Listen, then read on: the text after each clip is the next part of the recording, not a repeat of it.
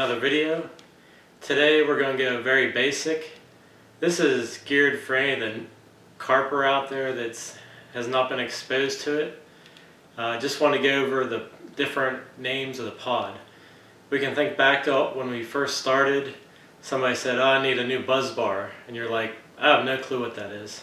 So I just want to go over some of the terminology of the pod, short and simple.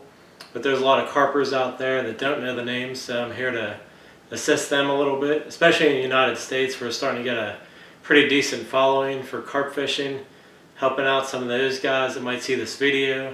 That way they can understand what's involved and make their life easier as well. So as you can see here, I have the pod I used. I shortened it up some just so it'd fit on the coffee table here. But I just wanted to go over all the different parts of the pod and how you can adjust it and so on. So let's get started. Okay, I just wanted to go over the parts of the pod here. I'm still in the middle of winter, or I'd be doing this outside, but I wanted to go over so any of the new carpers out there can see the different names. Before I get to the pod, I just want to show this is a bank stick. If you look down at it, the bottom's either going to come smooth, or like this one, it's a spiral. This will help it to get into the ground easier. This is a Nash gripper stick. These are relatively inexpensive, maybe $20. And one thing to keep in mind, no matter what brand of bank stick, pod, alarm you buy, everything is universal. They all have the same threading, so you can use that whatever brand you get. This one here is adjustable. You just flip that up, adjust it, push it down. That way if you need a little bit higher, you can do that. This one here will go from 12 to 24 inches. But let's get back to the pod itself. The back of the pod, first thing you're going to see, that's just the leg of the pod. You can also use this as a bank stick because they're threaded. You could just put an alarm and a threading.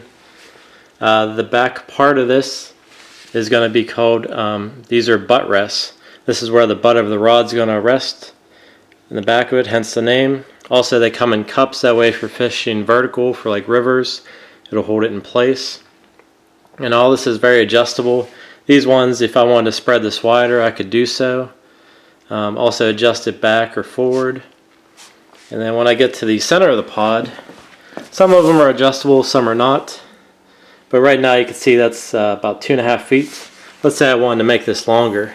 Well, I could loosen up this section here and push it back. That way if I want to make that longer, I could do so and just tighten that back up. And it'll hold in position rather well. So that's how you can do that. That way if you adjust it to the ground you're on.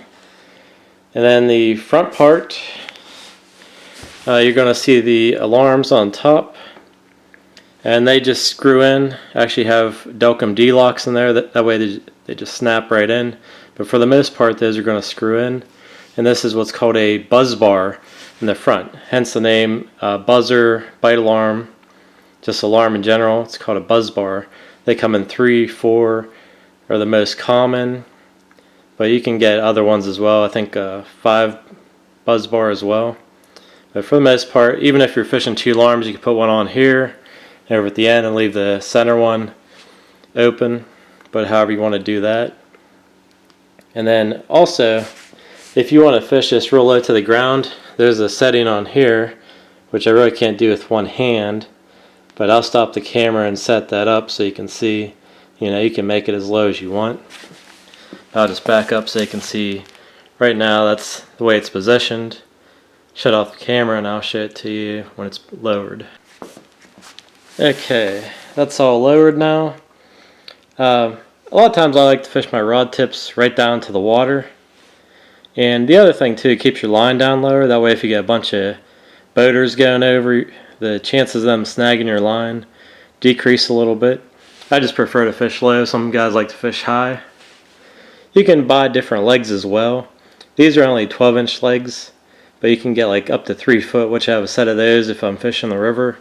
That way, if a fish heads out quick, it's easier to get them to the top so they don't get hung up in the snags. That's basically the parts of the pod. I just wanted to go over again the names of them so you know what all is involved. If you're a new guy, feel free to ask any questions. And then I'll also go over the parts of the alarm so you know what that does as well. But thanks for watching.